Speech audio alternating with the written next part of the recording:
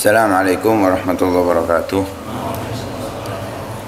Bismillah, alhamdulillah, wassalatu wassalamu ala rasulillah Sayyidina Maulana Muhammad bin Abdillah wa ala alihi wa sahbihi wa man wala.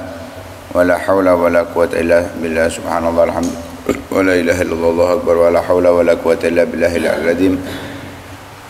Adana kulli harfin kutiba wa yuktabu abadal abidin wa dahra dahirin. Subhanaka la ilma lana illa ma 'allamtana innaka antal alimul hakim. Nawayna ta'alluma wa ta'lim والنفع والانتفاع والتذكر والتذكير والإفادة والاستفادة والحث على التمسك بكتاب الله وسنة رسوله والدعاء إلى الهدى والدلالة على الخير ابتغاء وجه الله ومرضاته وقربه وثوابه سبحانه وتعالى.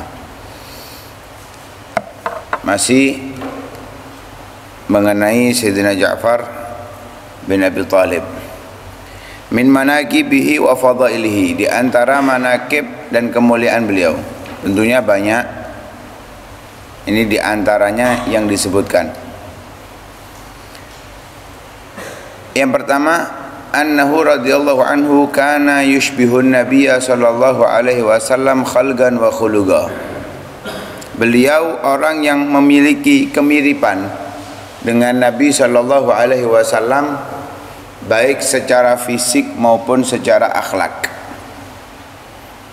Ya, karena akhlak bisa ditiru, tapi fisik nggak bisa ditiru. Sayyidina Ja'far sepupunya Nabi yang paling mirip dengan Nabi Shallallahu Alaihi Wasallam. Banyak sepupunya Nabi, karena anaknya Abdul Muttalib itu kalau nggak salah ada 13. Nah, ada 13. Yang paling mirip dengan Nabi adalah Sayyidina Ja'far. Lah itu terjadi, diriwayatkan oleh Sayyidina Ali bin Abi Thalib karramallahu wajhah, bahwa Nabi Shallallahu Alaihi Wasallam pernah mengatakan setelah terjadi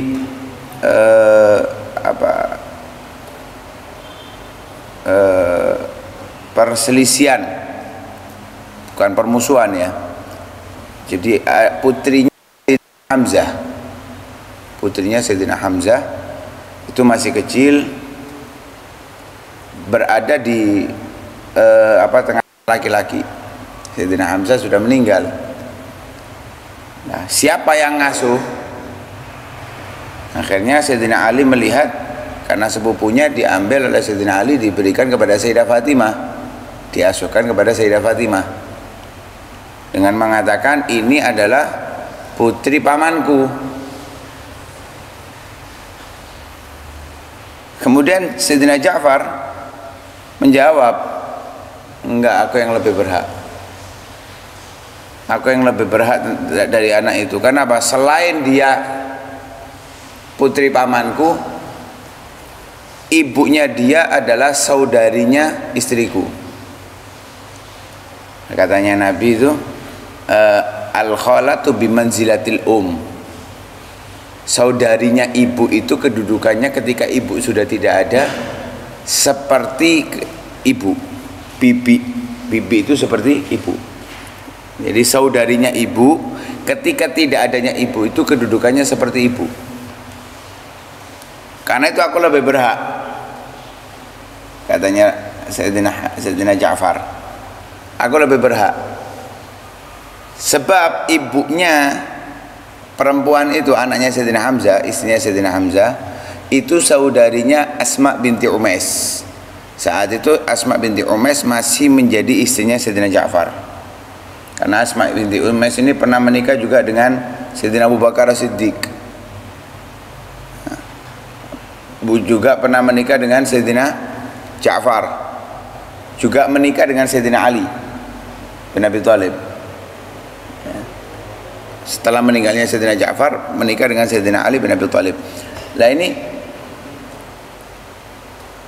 bahkan pernah suatu ketika putranya Sayyidina Abu Bakar dan putranya Sayyidina Ja'far sama-sama namanya Muhammad, dari ibu yang sama. Satu ibu, beda ayah, namanya sama-sama Muhammad. Satunya Muhammad bin Abu Bakar, satunya Muhammad bin Ja'far. Pernah suatu saat debat ini, ketika Sayyidah Asma sudah dinikahi oleh Sayyidina Ali, tentunya setelah meninggalnya Sayyidah Fatimah. Debat ini Muhammad bin Abu Bakar dengan Muhammad bin Ja'far. Ayahku lebih afdal, ayahku lebih utama, ayahku lebih mulia. Sayyidina Ali ngomong kepada Sayyidah Asma, ayo damaikan ini keduanya. Ya. Akhirnya damaikan dengan mengucapkan, wahai Muhammad bin Ja'far, ayahmu adalah pemuda terbaik. Wahai Muhammad bin Abu Bakar, ayahmu adalah orang tua terbaik. Sama-sama yang terbaik, nggak ada yang buruk. Ya, bahkan di sisi Nabi Shallallahu Alaihi Wasallam. Setelah percekcokan itu akhirnya diputuskan oleh Nabi Shallallahu Alaihi Wasallam dengan Nabi mengatakan, wahai Ali, kamu adalah akhi dan yang sebagainya. Kemudian mengucapkan kepada Sayyidina Ja'far, ama anta ya Ja'far fa ashbahta khalqi wa khuluqi wa anta min syajaratil lati ana minha. Wahai Ja'far, kamu orang yang mirip dengan aku baik dari fisik ataupun dari akhlak, dan engkau berada satu pohon yang aku muncul dari pohon tersebut. Artinya satu garis nasab yang sama. Ini yang pertama, orang yang paling mirip dengan Nabi baik secara fisik maupun secara akhlak. Yang kedua, karena Abu Hurairah radhiyallahu anhu yaqul mahtadan ni'al wa lan ta'al wa la raqibal mataya ba'da Rasulillah sallallahu alaihi wasallam afdal min Ja'far bin Abi Thalib radhiyallahu anhu. Enggak ada satupun orang, diriwayatkan oleh Abu Hurairah, tidak ada satupun orang yang memakai sendal atau menunggangi tunggangan yang paling afdal setelah Rasulullah seperti Sayyidina Ja'far bin Abi Thalib. Jadi caranya, lembutnya, penggunaan sandalnya ketika berjalannya, namanya sudah tadi disebutkan akhlaknya sama, fisiknya sama, mirip, sehingga cara jalannya pun ngikuti. Kalau kita kan sandal pokoknya make, akhirnya sek gurung setengah tahun wis tipis pisan. Tebel sak senti jadi 3 mili. Kenapa? Enggak baik dalam penggunaan sandalnya gitu ini. Kalau Sayyidina Ja'far enggak rapi seperti Nabi Shallallahu Alaihi Wasallam. Karena itu katanya Sayyidina Abu Hurairah, enggak ada yang persis dengan yang lebih afdal daripada Ja'far setelah Rasulullah Shallallahu Alaihi Wasallam dalam menggunakan sandal ataupun menunggangi tunggangan. Yang ketiga, mahabbatuhu radhiyallahu anhu lil masakin. Beliau itu sangat cinta terhadap orang-orang miskin. Lihat, cinta kepada orang miskin ini dijadikan salah satu keistimewaan seseorang. Ya, karena Nabi Shallallahu Alaihi Wasallam mengatakan, man tawadda'a li ghaniyin li ghinahu dhahaba thulutsa dini. Siapa yang merendahkan diri di hadapan orang kaya karena kekayaannya, karena kekayaannya, maka hilang 2/3 agamanya. 2/3 agamanya hilang. Mestinya yang lebih dihormati itu ibadahnya orang soleh, ketaatan orang soleh itu dimuliakan, ilmunya orang soleh, bukan kaya. Nah, zaman sekarang kan enggak, antik, yang kaya ini didewakan. Padahal Nabi Shallallahu Alaihi Wasallam ketika yang ngundang orang miskin gimana? Ajabahu ijabatan muajjalah. Kita enggak. Kalau orang kaya yang ngundang, Masya Allah, undangan jam 6 sudah ada. Coba pengajian umum, ya umum wis, bukan miliknya AB atau yang ngundang miskin, Masya Allah, nunggu qiyam datang, tidak perlu nunggu makan. Itu pun iso aja suwe-suwe. Beberapa hari yang lalu undangan orang kaya, Masya Allah, jam 9:30 acaranya, 9:30 itu sudah rame. Sudah rame. 9:30 itu sudah rame. Nggak cukup itu. Makanan telat nggak ada yang protes. Coba orang miskin makanan telat, wah wah wah wah wah wah dawa. Itu kamu mau pulang nggak boleh, nurut, nunggu makanannya. Oh, sugih sing ngundang. Coba orang miskin, wah habis itu. Insya Allah ditinggal, dikunci, didobrak oleh orang miskin. Nah, oleh mulai didobrak. Padahal Nabi SAW tidak seperti itu. Ini lihat Sayyidina Ja'far, termasuk kemuliaan beliau cinta terhadap orang miskin. Karena memang Nabi ini subhanallah, yang ada di sekeliling Nabi 95% adalah fuqara. Yang kaya bisa dihitung jari, Abdurrahman bin Auf, Sayyidina Utsman bin Affan, Sayyidina Abu Bakar As-Siddiq, Sayyidah Khadijah. Selebihnya fuqara, du'afa, orang-orang lemah. Karena itu kita harus cinta kepada orang miskin, bukan orang kaya. Kalau sama orang kaya itu ahlan wa sahlan, selesai. Kalau orang miskin itu idkhulus sururnya kita harus lebih. Karena apa? Menyenangkan hatinya, menganggap keberadaannya itu mereka nggak minder. Ya, kalau bahasanya orang sekarang nggak insecure. Kita mendewakan orang kaya, enggak. Buang sifat mendewakan, menghormati orang kaya itu jangan. Loh ini tapi soleh, ya solehnya jangan kayanya. Artinya kalau dia misalkan bangkrut tetap kita sayang, senang sama dia. Jadi kita tidak memandang nilai hartanya sama sekali. Yang kita pandang hanya amaliyahnya. Tapi kalau orang miskin, walaupun orangnya biasa, bukan orang soleh, sayangi dia, cintai dia. Ini Sayyidina Ja'far diriwayatkan oleh Abu Hurairah sangat senang dengan orang miskin. Duduk bersama mereka, berbincang, cerita sama mereka, sampai dikatakan kemarin kita sebutkan Nabi memberikan julukan Abul Masakin, ya, bapaknya orang-orang miskin.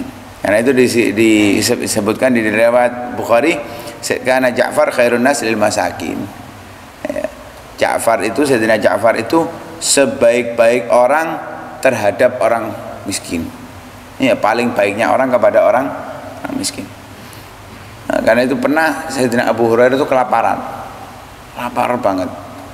Tiba-tiba Sayyidina Ja'far itu keluar, ya seada-adanya yang dia punya dikeluarkan, membawa satu wadah kecil gitu isinya madu.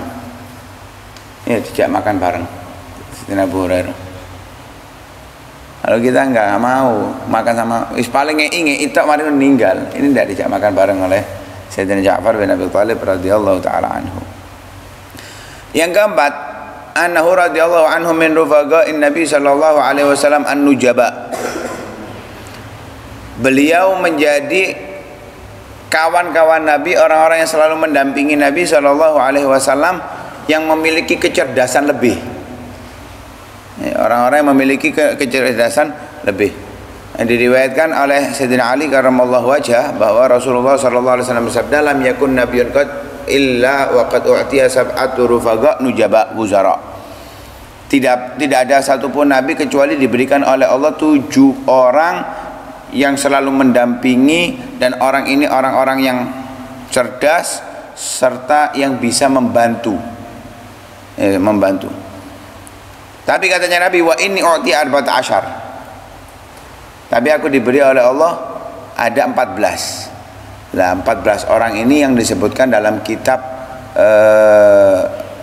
insyaallah Usudul Ghaba atau kitab yang lain Al-Isabah itu 12, yang 2 nggak disebutkan. Di antara 14 orang itu adalah Sayyidina Ja'far, ada Sayyidina Ali, ada Sayyidina Abu Bakar, ada Sayyidina Umar, ada Sayyidina Miqdad, Ammar dan yang lain sebagainya, Bilal. Tapi yang di antara mereka adalah Sayyidina Ja'far bin Abi Thalib karramallahu wajhah. Yang kelima, ikramullahi ta'ala lahu radhiyallahu anhu bil janahain yatiru bihima fil jannah haitsu syaa.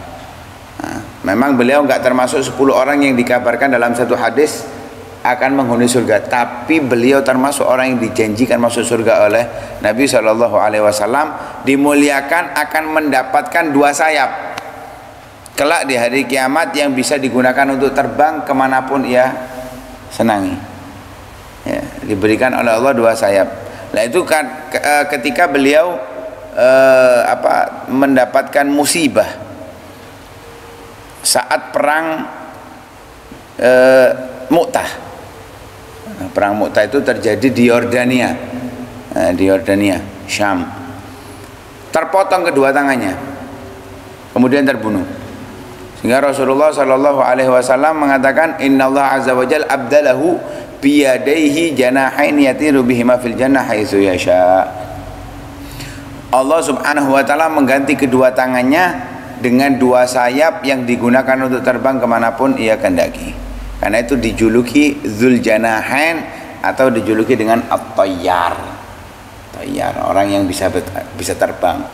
Dalam riwayat saat beliau terbunuh, itu rohnya terbang dari Mu'tah menghadap Rasulullah Sallallahu Alaihi Wasallam.